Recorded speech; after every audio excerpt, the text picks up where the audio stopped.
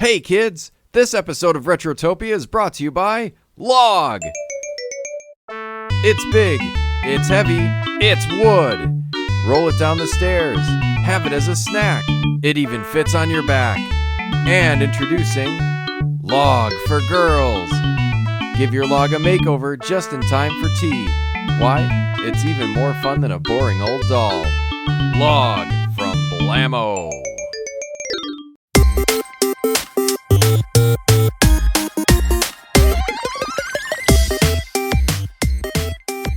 Welcome to episode 5 of Retrotopia. My name is Sam, one of your hosts, and we thank the wonderful folks at Blammo for their support. Not! Some ways you can follow us if you want to write to the show. We're at retrotopiapodcast@gmail.com.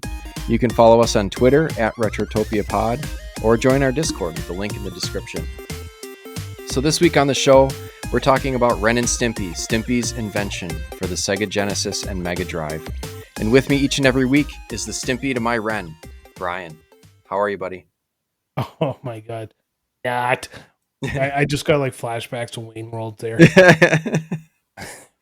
Well, they're not actually. We have to disclaimer because Blammo did not sponsor the show. Of course not. They can't sponsor anything anymore. I don't even know if they still exist. I don't think it was real. I think it was just, they created Log and Log for Girls, as you heard. Oh, exactly. Yeah. No, but I'm doing great, Sam. Like, it's been Black Friday when this is being recorded, so it's going to be about a week out after it gets released, and I got myself a new video game system. I saw that. It looks beautiful. How's it running for you? It is the Asus Republic of Gamers Ally handheld Windows video game system, kind of like a Steam Deck, except for you can use other stuff. That's awesome. That's a mouthful. That's a lot. Yeah, pretty much. That's a lot of words in that title. It is, and it's a classic Asus, right? Just throw words at the screen and see what sticks. What'd you play on? It's been great. It's comfortable. It handles like a portable Xbox there because I got Game Pass, so I put Game Pass on it and tried a few games just to test out the the graphical limitations on it. And I tried Ghost. What's it called? Of course, I'm drawing a blank right now. Because I was going to ask what you're playing. Was it like one of the Tom Clancy Ghost? Oh, it's that one from Bethesda. Not Tokyo Ghouls, or is it Tokyo? Ghost of Tsushima. Oh man, I could just literally turn to my left and look, but I'm not going to do that because that's like so lame. Anyways, yeah, so it's a fairly current game, and I'm running it at full graphical settings, and it's just silky smooth. Anyways, ooh, all right. Well then, whoops, that sound was me breaking absolutely everything in my room. As long as you don't break your new whiz bang portable video gaming device. Well, I just picked it up because I go Tokyo Ghouls. Fuck. Oh man, this is embarrassing. I think I might force you to restart this, or not really. Because I'm like last episode, and I was trying to figure out the Twitter handle there, and I'm sitting here trying to get this thing to boot up, and it's fairly quick, but. Well, here I'll get into a little bit of what I'm playing while you find. Yeah, you do that, yeah, Tokyo, because I'm just basically just talking nonsense right now. While you find Tokyo Drift Ghouls or whatever. Ghostwire Tokyo. All right. Oh, Jesus, you're close. Tokyo Ghouls is an anime, and I know that, and I knew every time I said it over and over and over again, I knew I was wrong. But Ghostwire Tokyo by Bethesda. Played it at full graphical settings with everything just turned up to the 10, and it ran silky smooth. If Super Dave is listening, he's screaming at his phone. Oh god, yeah. He just did this silky smooth episode on the 10-year run of Attack on Titan, and I was listening to it today, and I'm just in complete awe of his ability to just talk. And we get in here and we're like, durr. There's a video game that did the stuff. Anyways, long story short is graphics. Yeah, I guess. Well, we are talking about a couple of idiots here this week with Ren and Stimpy, so it fits. Oh, it does. Well, here, I'll get into a little bit of what I'm playing while you find Tokyo Drift Ghouls or whatever. It does. What else are you playing this week? Anything else you got running on that fancy machine of yours? Well, I put Retro Arch on there, and well, next week we're going to attempt to finish Battletoads in time. Yes. If we can get past the speed bike level. Yeah. But we'll see. yeah, so we're aiming for Battletoads. I've been starting that, and of course I can't make it past the speed bike level anymore. That's just ludicrous. There's not even cheats, so I can be like invulnerable for the entire thing. So I just got to get good. Yeah. But that's pretty much what I've been playing since I finished Super Mario RPG. Awesome. Well, I myself have also been playing Super Mario RPG, but since I never played it in its original form, I'm playing the original first. I'm almost done. I'm getting towards the end. I have 6 out of 7 stars, so I'm on the home stretch. Yeah, you had a bit of a situation today too. Yeah, I was not happy with part of it today. Yeah, you how do I put this in a polite way? You died. Yeah, I died. Honestly, it's something I've never had happen to me in Super Mario RPG. Oh yeah, I died. Yeah, like all the way died. like it's not an impossible game to begin with, unless you're, of course, you're fighting like the super bosses. But right. no, it just when you wrote back to me and you told me where you were, which is fairly close to the end of the game, I was just like, oh Jesus. So I remember doing that same fight with the Axum Rangers there, and I had very little problems. It was tough. I had to change my strategy up a time or two, but it's fine. Yeah, I got past it. It's my first time playing it, so I also wasn't sure what to expect. It's probably one of those things where if I'd played it as a kid, I probably wouldn't have any problem. Oh yeah, because for some reason, as you get older, old video games become like 10 times harder. Yeah, I'm finding that. And then I'm also playing. I picked Shining Force back up. I had put it down a little bit for a bit, but I picked that back up and played it over Thanksgiving weekend here, and that's been quite a bit of fun. It's a game I definitely want to get into. There's a lot of RPGs on Sega there that I kind of overlook, kind of like how you miss some of the ones on Super Nintendo. And I think we really got to challenge each other on these ones. Yeah, we can pass some RPGs back and forth. Yeah, it'll be good. There'll be a lot of episode fodder there. Oh yeah, there'll definitely be some fights to be had. All right. World War III. Anything else going on, or should we get into this? Should we get into Stimpy's Invention here? Let's get into Stimpy's Invention because I got some stuff to say. Yeah, I bet. All right, so let's get into the 1993 Sega title, Stimpy's Invention.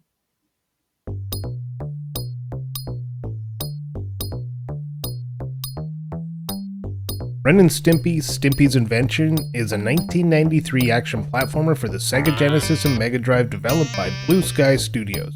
We're known for such games as Jurassic Park, the Vectorman series, and World Series Baseball. Stimpy's Invention was the third of 7 video games based on the Ren and Stimpy show that were produced between 1993 and 1995. In the game, Stimpy has created a machine called the Mutate-O-Matic that can turn household garbage into delicious ham. But the machine has gone haywire and exploded, flinging parts all over town. It is Ren and Stimpy's job to team up and retrieve the parts from various familiar locations across town. Only after gathering the parts and reassembling the machine can our heroes finally turn off their crazy contraption. Players can choose to play as either Ren or Stimpy, team up, and use their abilities to move through the levels. Graphics and sound contain many references pulled from the show, which was entertaining its 3rd season at the time the game was released. It can be played as a single-player game, but the team-up ability suggests that it was meant to be played as a co-op. Reviews can be difficult to find, but one Electronic Gaming Monthly review said the game was more aggravating than fun in the 2-player mode.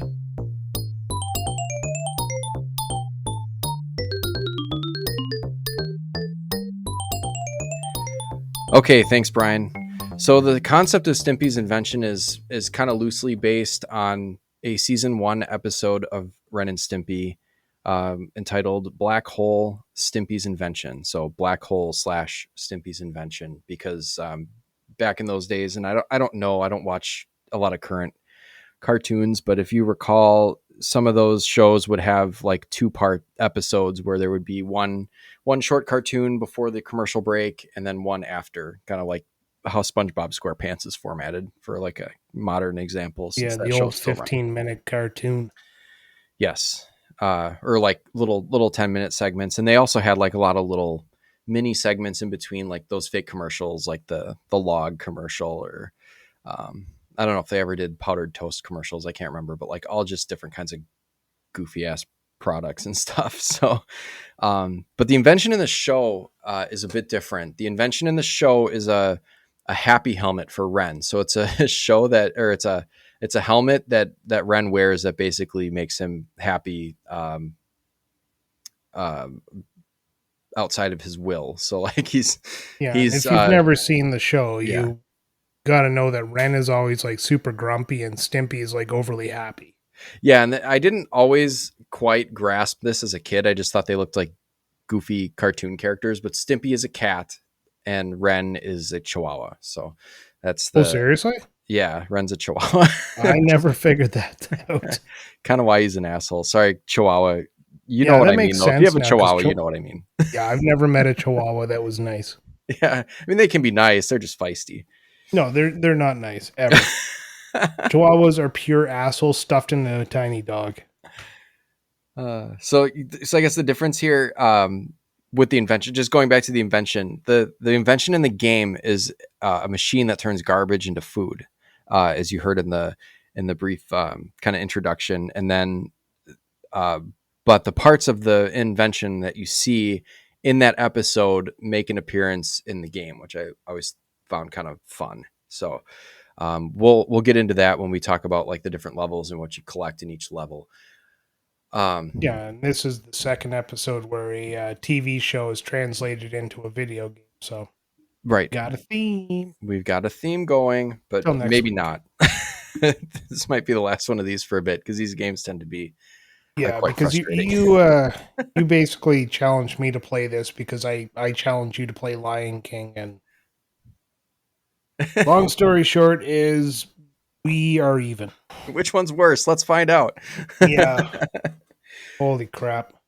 So in the game, you control Ren and Stimpy, or like Ren or Stimpy, but in the game, they're kind of walking alongside of each other. You'll primarily control either Ren or Stimpy, and you can press pause and kind of toggle between the two. Yeah, and you had to tell me that. Even though I read the manual there this time, you had to tell me that because I got stuck fairly early in the game. Yes.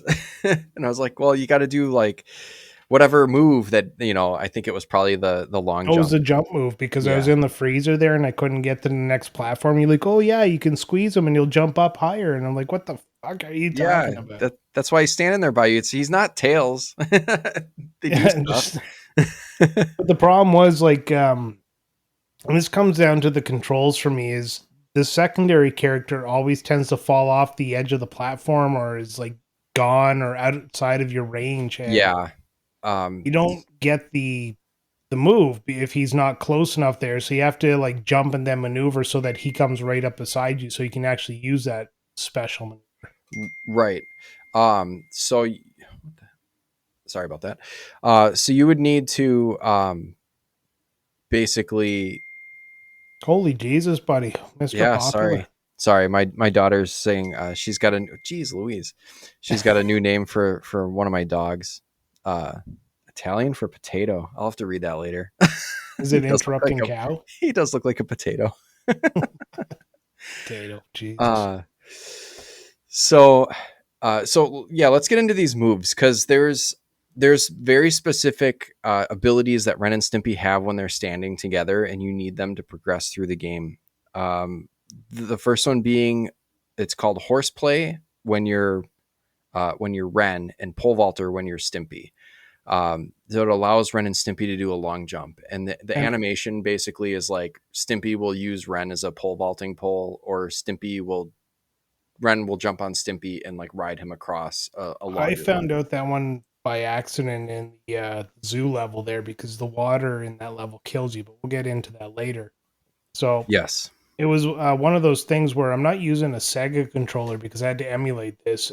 Me too. So the three buttons on, if I was playing on my computer or was I playing on the handheld system, Yes. the button layout actually changed on both of them. So I had to kind of reinvent my brain to play the game. And the pole vaulter, like the horseplay jumping thing, actually was an accident for me. And once I learned it, it changed how the game played.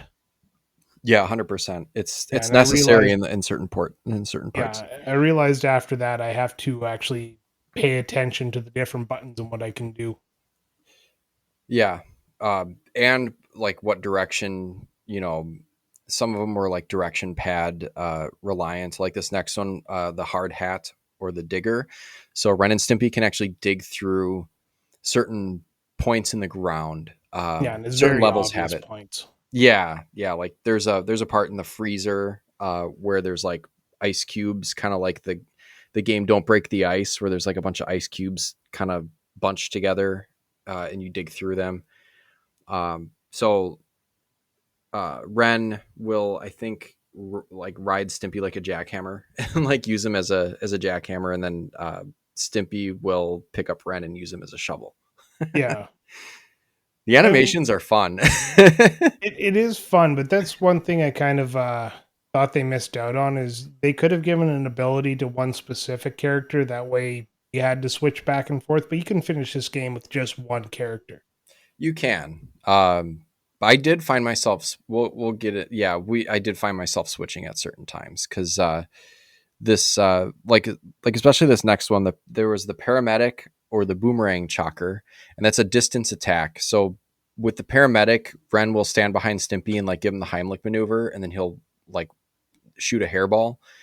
And the boomerang chalker, Stimpy will pick up Ren and he's a boomerang and he'll throw him across the screen and then Ren comes back.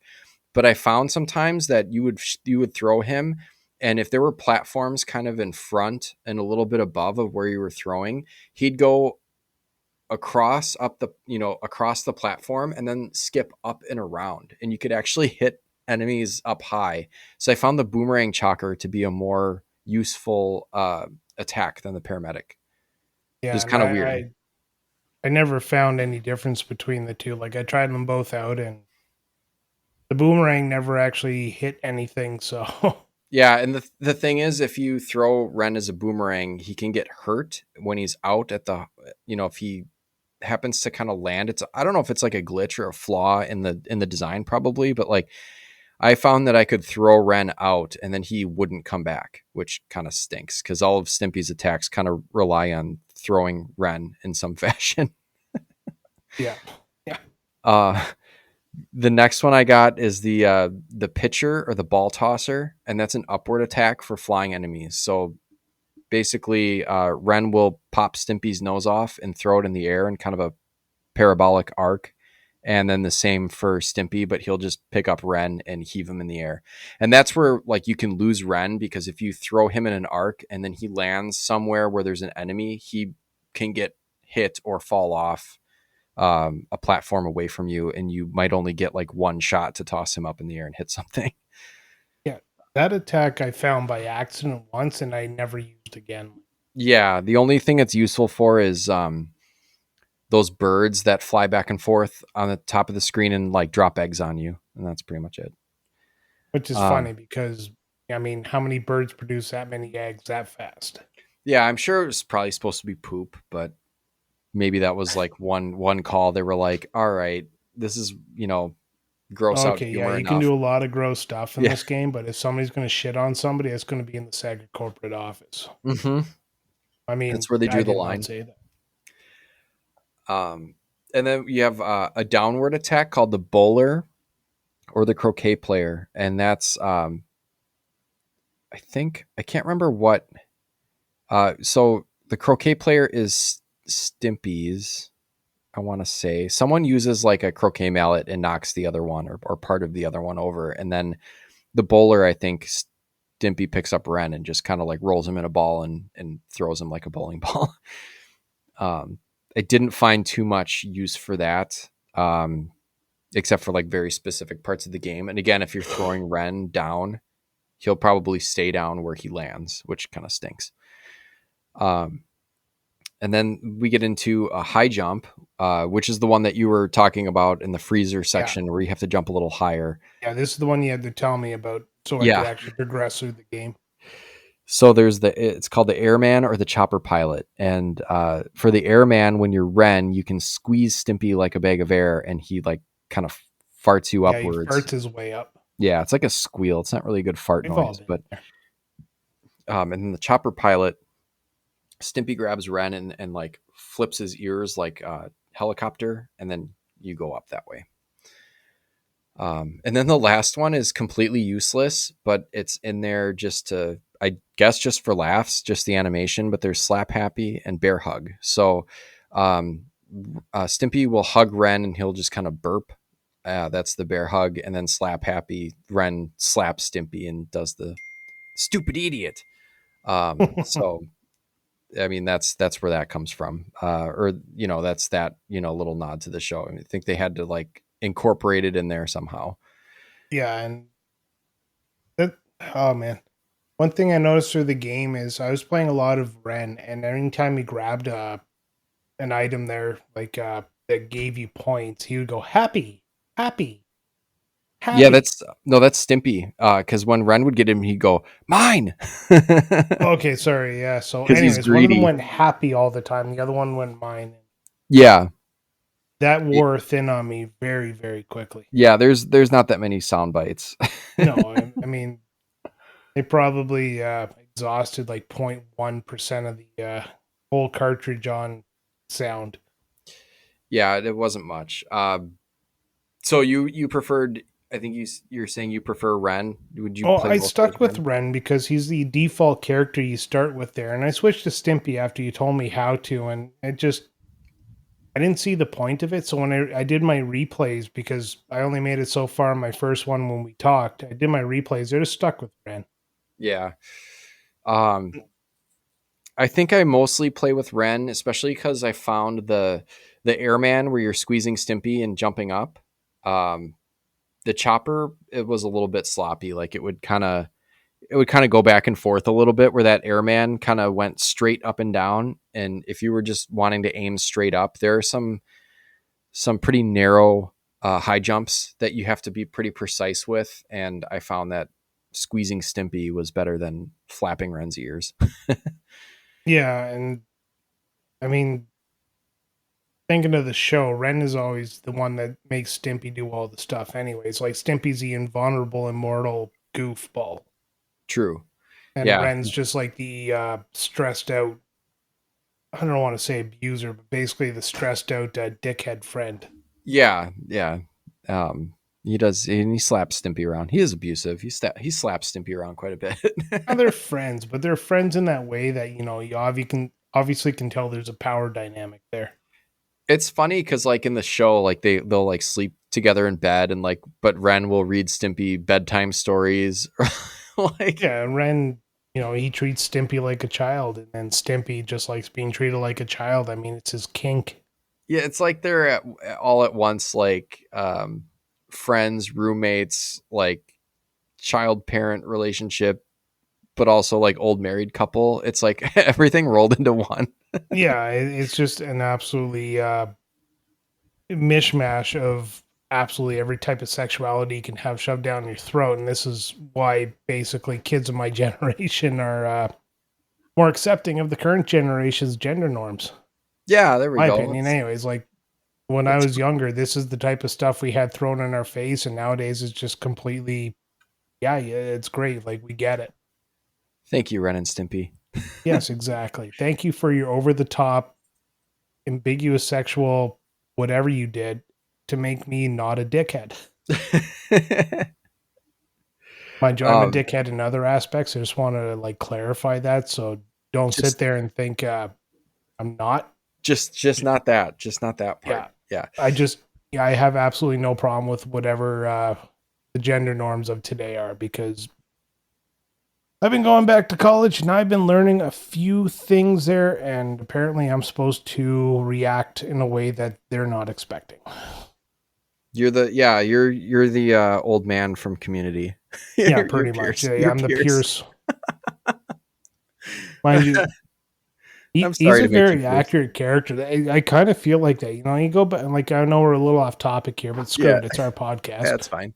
But, I'm going back to school there, and everybody's around the 20 to 25-year-old range. And there's one young kid, 20 years old, who's I've kind of latched on to now, like in a friendship sort of way. Yeah, yeah.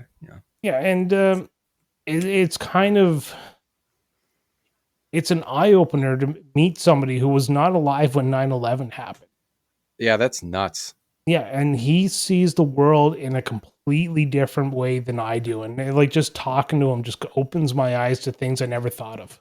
Yeah, it was like, hey, kid, there was a time when we didn't have to worry about stuff Yeah, once. I could cross the border with my license there, and then I'd go down to the States for a day trip, and it would be like, oh, hey, welcome to the United States. You're from Canada? Oh, we're sorry. Right. Nowadays, it's like, oh, we're going to have to stick a finger up your bum to go down to the United States. And I'm like, okay, I accept that, but can you do it twice, please? Yeah. Or can you save one until I get to my destination for whoever I'm Yeah, visiting? you Right. kiss me softly on the neck and tell me I'm pretty while you do it. uh, Anyways, I got you way off topic, so I'm yeah, going we to give did. it That's back to okay you. though. Let's get back to the other. Just I had one more difference or one more preference for Ren versus Stimpy. I'd actually flip to Stimpy for any long jumps because that pole vaulter I found was a little bit more of a concise jump than the horseplay one, because when Ren jumps on Stimpy's back, he seems to kind of move forward a little bit because the sprite for Stimpy is so big. I found that one a little bit harder to land where I wanted it to. Oh, I So didn't I'd know that. actually, I stuck with jumping on Stimpy's back there because, like yeah, I said, at that point I was done switching. that one kind of felt like a little bit more of a loose cannon of a move. So I'd flip back to Stimpy for that one, and then yeah, last thing is if you lose your partner, we talked about that. Like they have to be standing right next to each other to use any of these special moves. Otherwise, they've got like a really simple set of just single moves. Like, Oh yeah, like um, Ren uses a fly swatter. yeah, and then Stimpy has like a towel. He snaps a towel for his attack, but that's like basically the only thing they can do aside from jump if they're alone. If you lose your partner down to the bottom of the screen, or if you fall into a pit, Powdered Toast Man flies you back up, which is See, I awesome was going because to like ask you what his name was because I couldn't remember. yeah, It's it's been so long since I've seen Ren and Stimpy. yeah, Powdered Toast Man. I think like and they kept it in the game too. Like his signature move is like he's flying, but he flies backwards. See, I Um, never noticed that, but at the same time, on the first level, if your character you're controlling, falls down one of the cracks, Powder Toast Man will actually fly you back up, so it's not instant death. right. There is no falling death in the game. I think this is like I read through the manual. I it's kind of hard to find any information on this game or the manual. I had to dig for it, but um, the when you fall into a hole, you're not penalized if your little partner falls in the hole and then he No. brings him back up. But if you fall in the hole, he'll fly you back up and put you on the platform you fell from, but he'll take a little bit of health.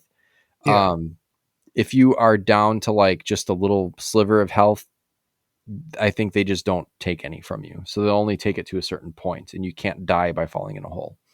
Oh, okay. So yeah, I never got to that point, but I figured after you would lose a little slice of health every time you fell, and then if you were on that last slice of health, it would finally just like kill Yeah, you. I don't think it takes it from you, but honestly, like falling into the holes is probably like the least of your concerns because Yeah, it's well, like noob shit, man. yeah, let's talk about some of these levels because some of them get pretty crazy.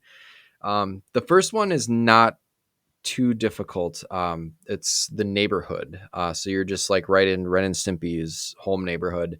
Now Um, you say yeah. it's not too difficult, but right at the beginning, you have these flamingos just Like the absolutely going stupid. Like their heads are flailing down, yes, yeah. and I couldn't hit them to stop them. It's just one of those things you have to jump between them, and I can never get it. So I'd be half a health bar down by the time I got to like the first quarter of the level. Yeah, this is the first of a few places in the game where you go into it with as much health as you. Well, it's basically the first obstacle of the game, but this and another spot is basically I just try my best to maybe avoid what I can, but otherwise I'm just trying to get through it as fast as possible to try to minimize the amount of times I get hit. There's like really no good way to avoid these. Oh, once I got past the flamingos there, it was just taking out the lawnmowers pretty much, and you're good to go. So, Yeah, those were easy. And then you get into Mr. Horse's house. and he's standing by the door. I noticed that on today's playthrough. He's at the beginning of the level. He's Yeah. standing holding the door open. Yes. that actually, that sprite or that animation in the background looks pretty funny. And those little things that you're destroying. So you're walking through his kitchen, and there's a countertop and then the floor, and there's a lot of items you can collect just for points. The items really don't do much for you except for the powdered toast, which gives you a little bit of health back. So on your way to the freezer, there's like these little green cabbages that are bouncing across the screen, and it's pretty easy to get in. Then you go into the freezer. So like the fridge door is open, you hop on the counter and you go up into Mr. Horse's freezer. Yeah. And that's where I had my first set of problems. Yes. Because in the freezer, there's obviously just like a refrigerator or freezer, there's like different shelves that you have to jump up on, and some of them are too high for your standard jumps. That's where you have to use the airman or the chopper to get up. And there's some pretty funny, these are the first of the funny enemies to me, because the eyeballs are ice cream, and then when you kill them, they scream. Yeah, and then the chickens are chicken pot pie. Yeah, there's a chicken pot pie, and these are the only I think these are the only enemies in the game that really regenerate, because you'll kill a chicken and then another, like a blue complete frozen chicken, will come out of the chicken pot pie and start walking around. Yeah. That just kind of gets you to hurry up. Yes. And then you get down to a couple spots where you have to dig while these walruses are like belly flopping, which, and they're dicks, because you can't just sit there, because it looks like he's going to clear you, but if you get hit with a pixel, yes, you get hit, and so you have to make sure you actually avoid them. Yeah, this is a part that I struggled with a lot as a kid, until I finally figured out how to be good enough at it to get through it. But running underneath, you have to kind of prioritize running underneath the walrus when it's at its apex, and they jump up off the screen, so it can be kind of hard to see where it's going to come down. That takes a bit to get the hang of. But you get the beaver power is the first piece, so it's just a beaver. It's a beaver. Like, so that's the first piece of Stimpy's invention, is a beaver. Yeah, and at the end of the level, it tallies up the points, and it shows that you got the beaver. And Yep. Little did I know, there's a password at the bottom of the screen, and you kept telling me use the password, and I did not know what you're talking about, because it just blends in very well. It does, yeah. But there's passwords. I'm sure, like, if anyone wants to play this game, unfortunately, it's not really available anywhere unless you can snag a copy if you're lucky enough to own a Sega Genesis or emulate, which is what I did. Just don't tell Nintendo, because even though it's a Sega game, Nintendo will still sue you. Right, yeah. It's not even your game. Relax. Yeah, and then so you get the beaver, you go to the zoo. The zoo fucking sucks. I have nothing nice to say. Like, this is actually the point where I was going to say, Sam, you're on your own this week, because I played the zoo so friggin' much, because I didn't know about the leap forward, what's that move called? The horse play or the pole vaulter. Those are the I didn't know about that stuff, so I was trying to make these jumps, and when you land in the water, it hurts you, because water is dangerous. Yeah, it sure is. So yeah, I think I sent you a few messages telling you why the fuck did you pick this game. Yeah. Of course, I'm the one that swears all the time, so I'm going to say it. This game fucking was brutal at this point. Yeah, it really is. This is the worst part of the game. So there are hippos that are, you see like the side profile of these hippos, and the mouth is opening and closing. And one thing I told you, again, I told you this. You told me after I'd already played the game, oh, you should have hit them with one of those long shots. If you throw the boomerang or use like the little Heimlich Hawker thing and hit them with a distance attack, the hippos will close their eyes and shut their mouth for a little Yeah, bit. and if you don't, regardless of how you time it, they'll open your mouth and you'll be hurt. Yes. And then there's also like one of those, like, I don't know what you call those, like those little martini birds. You know what I'm The talking about? birds from The Simpsons there, where Homer is like obese and he has the Yes. bird hitting the Y button so that he can continue to work. Yes.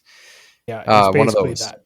Yes. But they're on the side profile hippos' backs. And you can also hit those with I found that Ren's boomerang or Stimpy's, like, that's why I use Stimpy for this part. Cause like I found the boomerang to be really useful for this. See, in this, you could just slap him with the fly swatter. You just had to, Yeah. jump and hit him.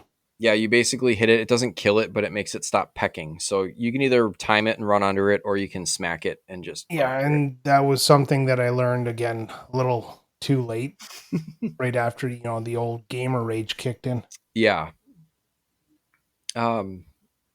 So then, there's some platforming. There's also some hippos that are facing the screen, so it's just their heads, and you have to jump from head to head, and they'll if you stand on one too long, it'll go under the water, and then you get hurt by the water, obviously. And there's a couple long jumps thrown in there, a couple more side profile hippos, and then you get Oh, out of can I say this part because this is my favorite. Oh yeah, absolutely. I was gonna kick it to you, actually. Yeah, the goddamn friggin' giraffes. So there is 8 giraffe heads, and they are coming down at a speed you can't just walk by. Did you Yep. know there's a running option in this game? Because I didn't. Oh yeah, you can hold the I think it's one of the action buttons. And whatever button it is, it doesn't matter. It's just one of the buttons there. You just got to get good.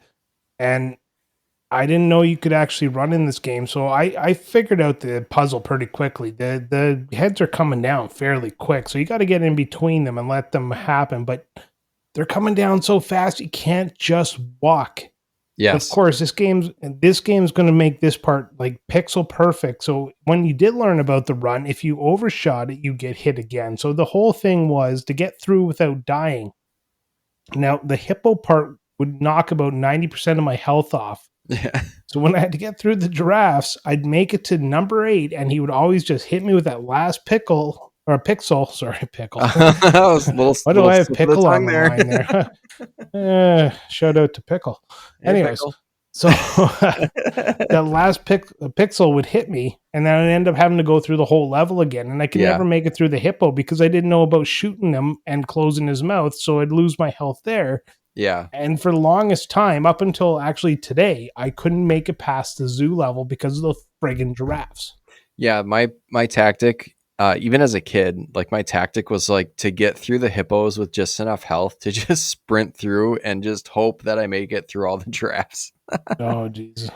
Like, it's just, oh, God, it was so frustrating. Like, not many times in video game history have I hit a point where I have literally called a game absolutely unplayable, and this was the point I was at this game. So close. Yeah, and it's just like, well, there's no way to make it. There's no way to do this. And then I started the level again on my final try, or not on my final try, but one try, and then I was holding a button still out of anger, and all of a sudden Ren was running. I'm like, you can run in this friggin' game? This changes everything. Yeah. So luckily you if you can get past the giraffes, there is a can of powdered toast right before you enter the monkey house, and it gives you like maybe a quarter of your health bar back. It gives you a little health back, and then you get into the monkey house, and that's a whole new friggin' frustration. Yeah, so there's like little monkeys running around that you can actually kill. Well, I mean whatever, you get them off the screen, you can kill them. I mean, they're baby monkeys, but they're cartoons, so you're killing them. And then there's like big monkeys that are sitting at various points, and they're throwing bananas up and over. And those are also much like the hippos and those little like drink birds. You can stop them by hitting them with an attack. So if you can manage to, this is another one where as Stimpy, I could throw Ren, and like the hitbox of the boomerang kind of went up and down a little bit more than Stimpy's little hairball did. So I was finding that I could hit monkeys above me and in front of me if I was using the boomerang. Yeah, and this was, for me, it was just trial and error. Right. and you got to climb and do some platforming to kind of get through this area while avoiding all these bananas and monkeys, um, and then you get to the aviary, which also sucks. Yeah, this one I didn't have a huge amount of problems, but I'm going to say that if you get yourself into a position where you bump off of 2 to 3 things there, you're kind of in it for like a minute just to get yourself back righted up, and you Yeah. bounce off your partner.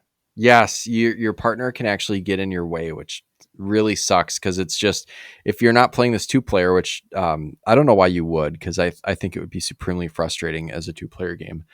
Oh, this ends families. Yeah, or yeah, families, friendships, Yeah.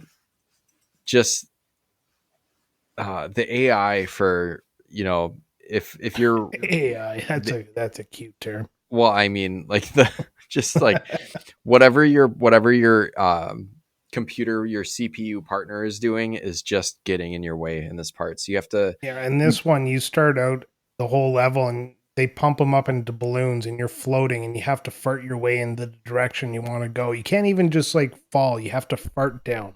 yes, he just kind of floats there and stationary pretty much unless you point your character down and propel them down.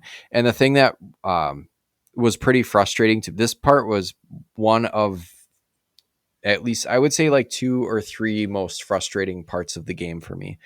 Um, if you get going with any speed, if you hit something, you'll get ricocheted back the exact opposite direction at that speed. So Yeah. it can be really hard to correct yourself, and you're Yeah, bouncing all over, hitting stuff and losing health. and if you hit something at an angle, you actually reflect at the opposite angle, then you bounce off another wall and right into some thorns. Yeah, there's thorns all through the path that you're supposed to be navigating through, plus birds that are kind of going through a cycle. Um, and those birds they're not erratic, but they definitely, it takes a They're in the while to way. kind of understand their pattern, right? Yeah. Um, No, it then you got to find the gauge, and the gauge is kind of in a precariously narrow position there. yes, it's tucked up into a corner where there's like 2 outcroppings of thorns that you have to really carefully navigate through. And there is powdered toast there, but you could very easily lose all the powdered toast health that you gain just getting this Yeah, and gauge and trying to it's get out. kind of an FU after finishing the level. Like the beaver was right out in the open. You just accidentally ran into him. This Actually, one here, you have to have a little bit of skill to get. yeah, I think this is the one that, as I'm looking through, I don't think any of the other ones are as difficult to actually access as this one. No, this Um, was the most difficult of them all to get. Also, I think if you skip it and just progress through the screen and try to go to the end, it won't let you complete the level until you've gotten the gauge. Yeah, of course not. You have to get the machine built. Right. But I mean, like, you can't finish a level without grabbing that item, which sucks. Well, I mean, it sucks because you have to go. Yeah. You have to go It's the get it. point of the game, Sam. Well, I know, but it's in a shitty spot. It's the God, worst. why do they make me save the princess every time in Mario? It's getting so old. No, but that gauge is in a shit spot in a shit It's level. definitely It's just, they kind of did it just to be a dick. and I think if I'm being honest, the zoo is the hardest level of the game, and it's the second level. It's the most frustrating. I'm not going to call it the hardest because the hardest level I think is just coming up, and that's in the next part. Oh, the city. Yeah, Okay, so yeah, the city. So once you complete the zoo, you move on to the city, and you're kind of platforming on some window ledges and scaffolding, and you have to avoid enemies. So there's more enemies in the city, I think, than almost anywhere else in the game. yeah, and this is the first time you run into an enemy that takes multiple hits, and that's the firefighter at the fire hydrants. Yeah, and it can be hard he spits like at intervals, they spit water at you from the fire hose, and you can jump over the water, but it comes at such frequent interval that it's hard to both jump and if the fireman was facing me, I got hit with at least 2. Yeah, you're getting hit regardless. Like there's no way to avoid it. You might as well just go and spam the attack button. Yeah. So going up through this level, I tried to position myself in such a way that I was, aside from that first one, which is unavoidable, I would try to be positioning myself to come in behind the firemen, and then you can hit them because they don't turn around. It's just like a stationary sprite. Yeah. And Yeah. they're everywhere in the level too. Like they're on top of buildings where fire hydrants are notoriously always placed, I guess. Yeah. Yeah. The one that's And like up in the scaffolding. It's like, why is he yeah, there? that was the other part, the scaffolding where they tried to make it. I felt like they were attempting to do that thing in old cartoons from like the early 19th century or 20th century there, Yeah. where the character would walk from like a scaffolding onto the beam that's being lowered down there without missing a beat. But Yeah. It's pretty standard cartoon fare, I guess. Right. yeah, but it just turned into cheap platforming. It wasn't good, wasn't bad. It was just there. Yeah. And I didn't find this one too hard. Um, No, the hardest part actually was the parts where you're on the building trying to jump between the window ledges. yeah. Um, the little Stimpy gargoyle or the Ren gargoyles would drip water, and that could be Oh a yeah, kind of a like pain in the ass. dripping water is probably the deadliest thing anybody's ever seen in their life. Yeah, so like the water One dripping time I walked hurts you. outside my house and there was like a light spritzling of rain there and it almost killed me. Did you? Oh, you almost lost a life there. Oh yeah, absolutely. I had to eat some mushrooms to, get a life back. Turned it into a different type of night. um, uh, one good thing about this level, I'd say, is there's lots of items around. Either you can pick them up for points. I think eventually, if you get enough points, you'll get a life, but it takes a lot of points to get a life, and there aren't that many items. I think I've only ever gained one life ever in this game based on Yeah. points. But there are a couple of jars of powdered toast just kind of sprinkled throughout, which you'll need because once you complete like the kind of platforming level where you are going between the building and the scaffolding, you are on the tandem bicycle. And this is the hardest part of the game. I Yeah. did this on my first try, but I'm going to recognize this as it was not something I could repeat twice. You beat it on the first try? Accidentally. God damn. It was more reactionary than it was skill. Like it was absolutely at no point what I did was like skill based. Oh, I know what I'm doing. I realized that the car in front of me was going to wipe me out, so I had to jump on top of it. Then once I realized I could bounce off it, it was just hope to hell that I could figure it out, and I managed to do it on my first try. Nice. Yeah, the first part of it, while it sucks, is not the hard part for me. So you have to basically there's a dog catcher in a van behind you that is approaching you from behind and will hurt you for quite a bit of health if it hits you from behind. And then there's like a Mr. Horse driving a car in front of you, and it kind of varies its speed. So as you're like tapping the button to pedal and stay away from the car behind you, you can jump up over and kind of like Brian said, you can bounce on the car, which you bounce off them, and that's the only way to avoid actually being hurt by the car. Yeah, if you get lucky, you can bounce through a significant part of the kind of like left to right initial portion of the tandem bike. But otherwise, like if you end up jumping over it and the car goes behind or goes in front and passes you, If then you another miss the car will jump, come you're up. getting hurt. You're getting hurt hard. Yeah, and I've gotten parts where like I've gotten run throughs where I've been bouncing between the car in front and the truck behind and just getting wrecked. But the downhill portion right after that I thought was more difficult with the potholes. You have to jump over these potholes while you're at like a Are they more than potholes? 45 I can degree angle. never tell. I was going so fast. I was like, Yes. I was questioning it because are they spikes? Are they potholes? Yeah, I think they're potholes. Yeah, but it's like they're coming so fast and at such irregular intervals, and the jump itself is not, I don't think, the most responsive. It's very difficult. So what I ended up doing, I think to their credit, they do put items up above that if you jump for the item, you will kind of avoid the pothole, but it's all happening so fast that it doesn't make a difference. Like I said, I was very lucky to do this on my first try. Yeah, this is by far one of the most difficult points in the game. And when I And say I did it on my first try, I don't mean I did it without getting hit. I mean I did it with the bare minimum health I could get out of. right.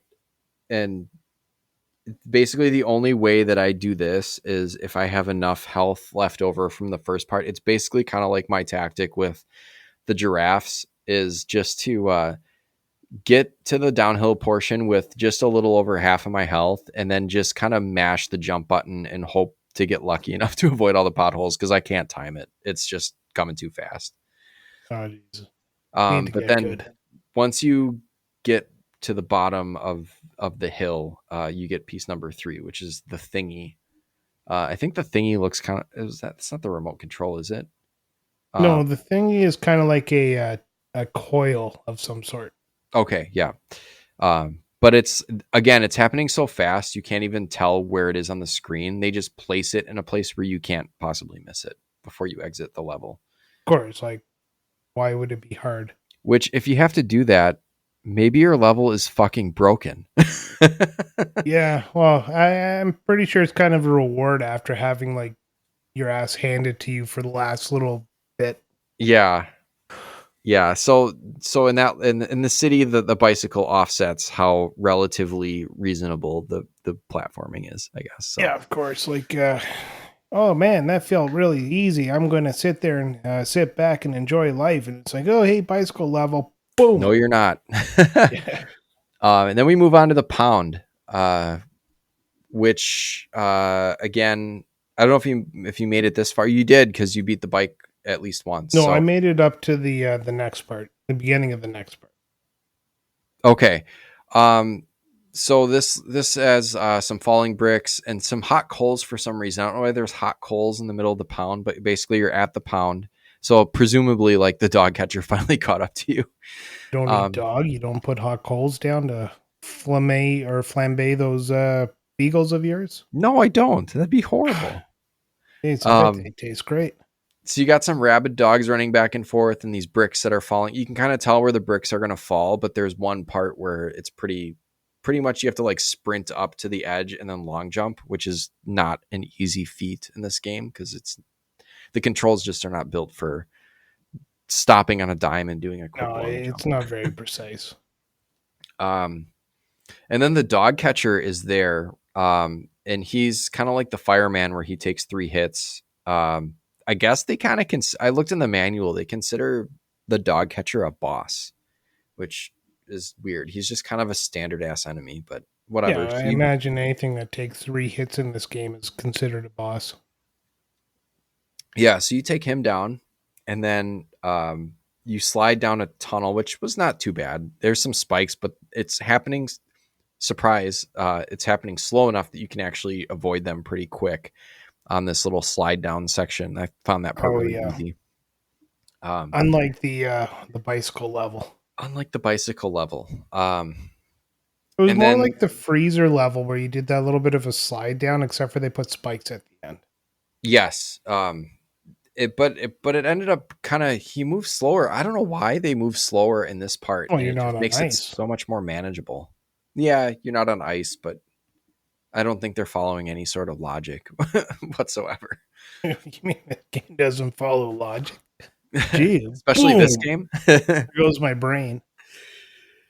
um So then once you get down to the bottom, you have to platform up while avoiding these spike ball chains. You have to do like these combination um, high jump and get yourself over or crouch fast enough. This is where I found Stimpy's or like Ren squeezing Stimpy because I found that animation happened a little bit quicker and I could get myself to the platform and crouch before the ball came.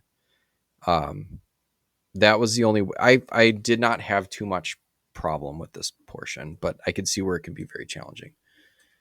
Yeah, it. I don't know, standard level. And by this point, I was kind of numb to the whole concept of the game. Like, um there's nothing in this game that does anything really good, and there's nothing that kind of after you finish the first few levels that does anything new. yeah, I'll see that point. It definitely does not. Um So after you platform up and avoid these spike balls, there is a boss battle of sorts with they're called Oh, Lump and Loaf, and it's a wrestler that's continuously body slamming you. and I beat him by accident because I didn't know how to hit him, so I just Right. kept avoiding him, and eventually you beat him. I didn't remember this from my, originally having the game, so I must not have gotten this far as a kid.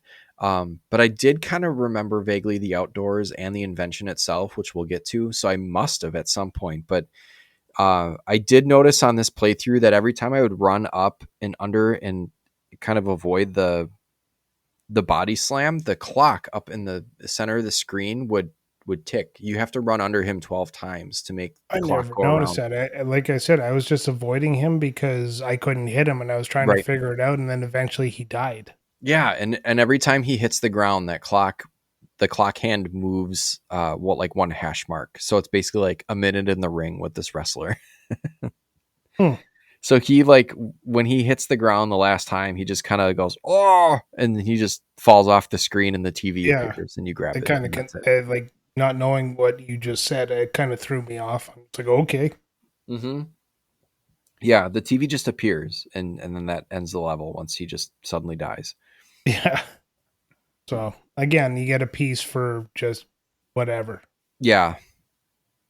And then that takes you to the outdoors, Yeah, which and is this just like a fucking acid trip. yeah, this is the level I kind of this is what stopped me from finishing the game. Not because I wasn't willing to get past. I just kind of ran out of time with my busy schedule. But first thing I noticed, the log is in the sky. Yeah, the logs are floating in the background. That's pretty fun. There's trees with eyeballs that drop tears, which of course hurt you. Giant mosquitoes. There's like you're kind of platforming across teeth, but then there's missing teeth with little black holes, and then like these little like snaky nerve endings like come up and try to hit you, which is like just more of the gross out humor, I guess. And The um, classic Ren and Stimpy. yeah, and then there's like random thumbs sticking out of the ground, and if you walk up to them or run up to them, they'll just flip up and flip you into the air, which can be really useful. So the thumbs are good actually. Yeah, thumbs up to that. Thumbs up to that. Yeah, this episode or this well, actually, I was gonna say that because the outdoors level is kind of taken from that the second half or the first half of that episode that I mentioned up top, Black Hole. Oh, They was end it? up Yeah, they end up in like this weird they're lost in this weird dimension and it looks like how they designed the outdoors level. Hmm. Um and then the It's second definitely a freaky level. I mean, like it's eyeballs weird. on trees, logs in the sky. You're jumping on teeth. You have black teeth there. I mean, this level Yeah. does not fit any conventional norm. It's very like and like the music in the background is kind of like uncomfortable sounding. It's friggin' weird. And then like the second part of the level, there's like random Stimpy noses. And those are some of the platforms you have to jump on, but there's a long nose hair that's hanging down. You have to climb the nose hairs up onto Stimpy's Yeah, nose. let's not make fun of people with long nose hairs. We all get old. Yeah, I know. I'll climb one up to Canada at one of these points and visit you. I walked into that one. um and then the final part of this level um is a flying bicycle where you avoid boulders and you try to collect them. Or you try to collect the items that are just floating there. So like you're on a bicycle that as you pedal, you kind of go forward and up or down based on what you're doing. And like items and boulders are just like, I don't know what's blowing up if it's like a geyser or something, but it'll just like poof stuff up. And I just found this wasn't terribly challenging, but I would just kind of take a hit or two and get Yeah, and myself to the end. And you're past where I actually made it to gameplay wise. I only watched this on a playthrough video to see the last. I thought it was going to be a lot longer than this, but it was actually fairly short. I was surprised how close to the end I was. yeah, the what was I gonna say? Um, yeah, You're a it's just not a hard podcaster. part. You should It's know this. It should. I mean, you'd think that after like the bicycle and the frickin' where they're balloons, like you'd think they'd come up with something like really crazy for the end of this level, and they just didn't. Which honestly, I'm relieved because there's I never had any problem with this. I just kind of pedaled my way forward. I maybe took a hit or two, and I got the gizmo. I always expect a game to teach you in the early levels and challenge you in the late levels. And No, this one was like we're gonna do yeah, whatever the fuck whenever we want. like the bicycle level was so hard that, and the way you're describing this, it just seems like you're on automatic mode for the last bit. Yeah, you just kind of power through it and you end the level. It's not a big deal. But then you get to now you've got all 5 pieces of the of Stimpy's invention that have gone across the neighborhood or the world or whatever. So now you've assembled the Mutatomatic, and for some reason Ren and Stimpy are tiny and have to crawl through it to shut it off. Of You course, didn't makes play. sense. Totally. Yeah, you watched a playthrough, but you didn't get this far, did you? No, this is going to be mostly you because Yeah, you managed to finish the game with your save states. I did. I used save states to get this far. I think if I really tried, I could probably play it through. I think I a little muscle memory and kind of remember enough of the Yeah, game that. and I think I could actually beat this game if I ended up having more time. But like I said, life gets ahead of you, and Yeah, it sometimes sure you have does. to sit back and just do what you can.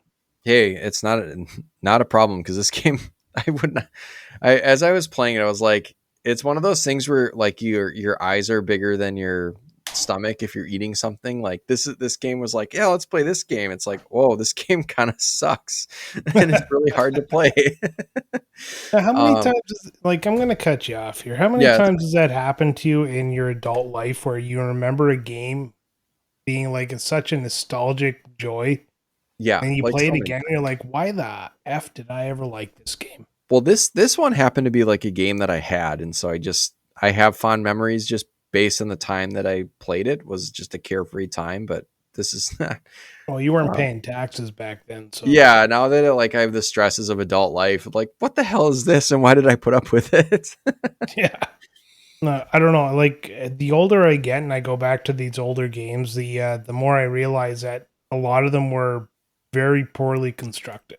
Yeah, this is one of them. This game is licensed schlock.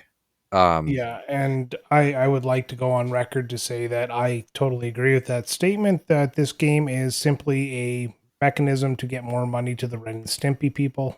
Yes, It is not good. yes. We can quickly go through the Mutatomatic because there's not a final boss or anything. It's just this level, and this level sucks. There's the first part, which I think is as far as I ever got as a kid. You have to ride these green bubbles up out of a test tube, and this time around, because I remember finding this so difficult, because you basically stand on this bubble and you have a limited time before it starts wiggling and it pops and it'll drop you back down to the bottom. If you're careful enough, as soon as it starts to wiggle, you can jump to another one, but the platforming is so imprecise that that can be a difficult tactic. I found actually that what worked was using Stimpy's high jump, or like Ren and Stimpy's high jump. I just keep like spamming the high jump, and it would keep me in contact with the bubble so infrequently, or like for such a small amount of time that the bubble never popped. So I just rode the same bubble all the way up by spamming high jump. Hmm. And then It's I an ended up at the interesting top of the maneuver. test tube. Yeah. So then that part was actually not a problem once I figured that out. The next part is that you have to go down the antenna, and this is kind of the cool thing, is that like um, each of these challenges are part of the platforming in the Mutatomatic is you're platforming through all the pieces that you've been gathering. So I think the green bubbles in the test tube are like on the back of the beaver. Then you ride down the antenna, so the electricity goes down, and you have to like jump down the little ring platforms that are on the antenna while avoiding the electricity below you, and then another one starts above you. So you kind of have to be careful and like jump down and over to get down there. So that one can be tough. Um, And then there is some like curled up, tangled Christmas lights that you have to jump up. And you can't jump on the Christmas light while they're lit or you'll get hurt. But if they're flashing, there is kind of a warning that you Yeah, can like jump on them. they start flashing and it's like you better get off of this thing quick. Yeah. And it's a combination of like regular short jumps and then needing a high jump. And this is where I got kind of frustrated because I would jump up a short jump and then like Stimpy wouldn't fucking follow me. And I would either have to like I would either get hurt or I'd have to jump back, wait and jump back down and jump back up again and hope Stimpy would follow me. And then sometimes he did. So that was not the worst, I guess, but like the two character mechanic here really worked against you. So that sucked. And then you get to that, and then there's some bellows and candles, and you can't jump over the flame of the candle, but there's a bellows, and if both characters stand on the bellows, it'll blow out the candle, and then And you you have run to use past that the candle. stupid hop again. Do you really? I didn't. I just jumped over it. Well, the like I said, like at this point I'm watching a video and the guy would blow the candle out and use that the same lunge forward you'd use for the hippos. Oh shit. That probably would have been helpful. I basically just I held the run button, and I stood on the little bellows and blew the candle out, and then I would just sprint past and jump, and then it was like a little switchback course where I think there were probably like 3 or 4 candles, and you had to blow it out with both of you on the bellows, and then run past, and then flip back the other way, blow out the candle, run, blow out the candle, run, that sort of thing. So that part wasn't too bad, but then you get down to the final part of the game, which is the power switches that you have to turn off. And this part really sucked because there is like a electric current that kind of periodically will move between pairs of the switches. And you have to time it so that you're standing on this. You have to basically high jump to get onto the switch. And then you have to carefully platform and lower these switches that slowly lower as you're standing on them while avoiding this like cycling little bolt of electricity. And it took me a few tries to try to time it just right. Yeah, and it seems more like watching a video. It seemed more like a puzzle there of you push this switch down at this time, the next switch won't go all the way down because the electricity, and you just have to figure out which combination you have to do. Yeah, so I don't know how the playthrough video did it, but the way that worked for me is I ended up down in the switch room and I went all the way over to the left. It starts you out on the right side of the room, but I ran over to the left, and as soon as the bolt of electricity cleared that first one, I got up on the first one and wrote it down, and then got the second one. But the third one, I actually you have to deal with the electricity because the other switches, once you get them down, if you don't get them all down in time, the first one you did will come back up, and then the second one, and like they only stay down for a limited amount of time. So I had to jump on the third one, and while the electricity was down on the bottom, I had to kind of hop on it to keep it up above and then ride it the rest of the way down and then get the fourth one. If that And makes you any managed sense. to do it. You got to the end, right? I did. Yeah. If that makes any sense, you have to like feather the third one and then get the fourth one, or else like you'll get hurt and fall off, and then they'll start coming back up. Restart the whole thing all and then you over. just get so frustrated that you can't think straight. Yeah, and once you get frustrated in this game, this is where the game shines. Is it just throws you off your game, and you just say fuck it. 100%. And that's the end. Happy, happy, joy, joy. That's a song that actually plays at the end, but it doesn't sound like it. Yeah, it kind of doesn't. And the sound is pretty bad.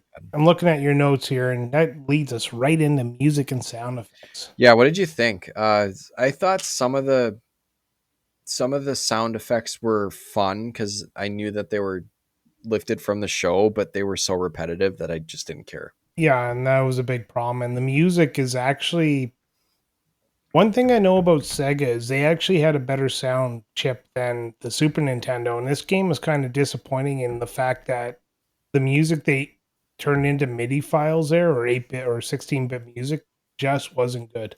Yeah, the only ones I really liked were when you flip it on and like the log marching band log, Yeah, like the with the Sega letters unskippable in. Sega scene. Yeah. the little Sega graphic that comes up with log, and then it plays the log theme. I liked Yeah, that and one. if you're trying to see if your controller works, wait until that logo fucking finishes, because I swear to God, it will just drive you nuts. Because yeah, like you're hitting start and every button's like, my controller's goddamn not synced up to the stupid thing in there, and then all of a sudden it finishes, and you realize that it was all just a ruse. Yeah, didn't you say you had like some button mapped to like one of the shoulder? Yeah, when I ran it on my computer, I have the 8-bit Do Pro 2, Yeah. and the start button was mapped to the shoulder button. And then the Yeah. three Sega buttons were mapped. One was the left bumper, and then the other two was the A and B button, and I had to kind of figure out how to work that out. And then I decided to jump onto a different system, which was my Vita, which is jailbroke to have RetroArch on it, and the controls were different. Like the buttons were completely different. Then I bought that new system I talked about at the beginning of the episode, Yeah. and the buttons were different on that. But on oddly enough, the Asus system I bought is actually the best one to use. I just had to retrain myself of which button did what. Oh man, that would mess me up because Oh I played yeah, this game as a kid. I had a little bit of muscle memory of like which of the A, B, and C buttons did what. oh yeah. And when I play Super Nintendo games, I have a Super Nintendo controller from the classic Mini that I can hook into my computer if I really want to, or I put the ROM right on the classic Mini, and muscle memory just kicks right in. I get where Yeah, you're there you coming. go. That's how you do it. What about graphics? What do you think about the graphics? They were so. This is definitely a game that was capitalizing off the popularity of a TV show. There is nothing special about Yeah, we just talked about South Park last week and how fucking amazing that looked with just like the fact that it just looked like an episode. But it. this Yeah. one, it was fine. I liked some of the fun things in the background that were pulled from the show. Some of the enemies were pulled from the show, like the dog catcher and the fireman. Yeah, and it definitely pays homage to the show. Yeah, It doesn't go above and beyond. Like it's a standard of its time 16-bit game. yeah. It's a pretty standard ass licensed Sega game, but I do have the nostalgic feelings for Ren and Stimpy. So Oh, and that I was absolutely get you. Like Ren and yeah, Stimpy, the TV show, is just phenomenal. And then, like everything else of this era, this is just a tie-in game to, get money off the popularity. yeah, pretty much just a cash grab. But Yeah. yeah, so nothing special. So how would you rate this game then out of 10? Are we going to do out of the 10? Or are we going to actually start our new tier list? We could do both. Why don't we do both? All right, we'll do both. And yeah, this game's not going to get a high one out of me. This is going to be like a 2 out of 10. yeah, that's what I gave Lion King, isn't it? Pretty much. Yeah. Yeah, you hated Lion King. This game, I just absolutely have no nice things to say about it. Like if you handed Yeah. me this game and say, "Here's a friggin' gift," it would go right into the garbage while I looked you in the eyes. The only I did get this game for a gift and I loved it. I think I got it for my birthday or something when I was a kid. Yeah, but you were a kid. When you get a video game as a kid, that's different than when you're an adult, right? Like we're Yeah, looking back at these things from a completely different perspective. yeah. Yeah. I'd say I hate because I feel like such a hypocrite. Can I go half points? I almost give it like 2.5 just to give it like that half point bump Oh, because I just to have be better nostalgia than for me? it. What's that? Just to be better than me? No, just because I have like nostalgia for it. Like, And we can do half points. We like can do quarter it's a points if we bad want. It's our game. podcast. Yeah, it's a bad game, but god damn it, it's my bad game. Yeah, so let's introduce the tier list. So we're gonna start rating these games on a tier list, and then we can kind of post into our socials or in our Discord, and then you can see, if you're following along with the show and listening to the episodes, you can see where the games that we reviewed fall in our tier list. So Yeah, we've and got like S, A, B, C. We're in You know, episode 5 whatever right tier it now, is. and me and you discussed this, and we kind of had a little bit of a back and forth over where games belong, and I think I've accurately captured where we agreed upon. So Yeah. going over the full episodes, the first one, Rock and Roll Racing, we agreed it was a C tier game, right? Yep. Yeah, and that makes sense. And then we did ActRaiser, a game you absolutely loved but hated. That actually ended up in the B tier. Yep. That's pretty accurate. A Yeah, high because B it tier, was a a B plus tier. fantastic game, but it does have its flaws. And then we did Lion King. And Lion King, I think you put that as an S tier, if I remember. Yeah. Okay. Okay, so Lion King ended up in the E tier right alongside Ren and Stimpy here. Yeah. You didn't like that game, and I couldn't find anything to defend it to make it any higher. So it's an E tier game. It's beautiful, but they farted it up. And Yeah. then, of It's course, like, South Park was our first S tier game. yes. Yes. South Park is an S tier. I would say going back to Lion King, like Lion King is like that really pretty lady that is just really mean. Spoken like a guy back in the dating pool. Ladies, he is single. No one's been mean to me, and nor have I been dating. So, You want to get a hold of Sam? It's sam@sam.com. oh, if only I had the rights to Sam.com. Oh, never say never. You can pay a couple $1 billion and get it. Yeah. Pretty sure you're rich, right, ladies? Yeah. Not. Well, maybe if this Blammo money comes through. All right. We tried to cash the check, but it bounced for the sponsorship from Blammo. So, Oh, exactly. Blammo just ran out of money like 20 years ago. yeah. So that's pretty much it for Ren and Stimpy. What are we talking about next, Brian? Well, I convinced you to play Battletoads because you know what? You thought Lion King was hard. Well, Battletoads. Yeah, well, Battletoads. So we'll see if I can get past the speed bikes. And if not, then I guess I'll be watching a playthrough. It's all But it's going to this, be next week. Is fuck the speed bikes. It's all about this playthrough we saw. This guy did friggin' awesome. yeah, and of course, like the playthrough that you see is like they go through without getting hit. It's just like fuck off. Of course, like, you just want to hunt the guy down there. Yeah. Like, well, you can do it. All right. You host the show then, you fucker. All right, there, buddy. Yeah, we'll take it easy. We'll catch you next time when we discuss Battletoads.